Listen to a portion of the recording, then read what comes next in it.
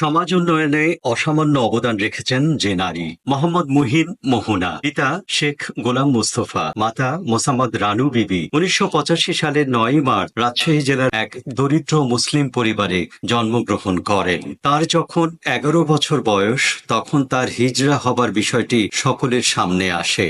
ফলে তিনি তার পরিবার পরিজন ও প্রতিবেশীদের কাছে ব্রাত্য হয়ে পড়েন। তিনি বিদ্যালয়ে যেতে পারতেন না, ফলে ইচ্ছে থাকা সত্ত্বেও লেখাপড়া চালিয়ে যেতে পারেননি। এমন অবস্থায় বিদ্যালয় থেকে অষ্টম শ্রেণী পাশ করেন। ২০০৩ থেকে ২০১০ সাল পর্যন্ত একটি এনজিওতে খুবই সামান্য বেতনে চাকুরি করেন। পাশাপাশি দিনের আলো হিজড়া উন্নয়ন মহিলা সংস্থায় স্বেচ্ছাসেবী হিসেবে কাজ করতে থাকেন।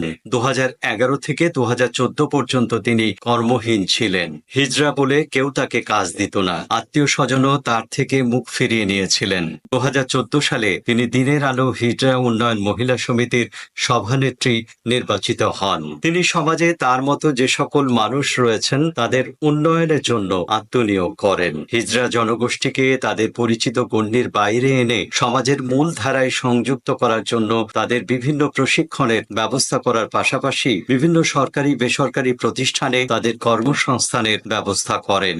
উদ্যোক্তা হিসেবে তাদের প্রতিষ্ঠিত হতে প্রয়োজনীয় সহযোগিতা করেন।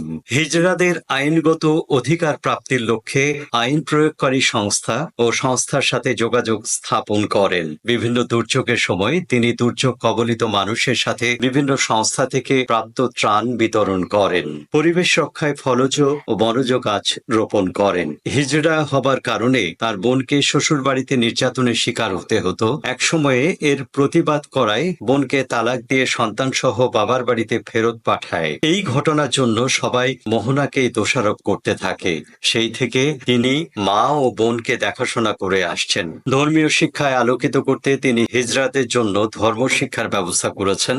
তিনি বাল্যবিবাহ, নারী নির্যাতন প্রতিরোধেও সোচ্চার ভূমিকা পালন করছেন। শুধু হিজড়া জনগোষ্ঠী নয়, তার কাজে সাধারণ মানুষও উপকৃত হচ্ছেন। স্রোতের বিপরীতে থেকেও তার অবদান প্রশংসনীয়।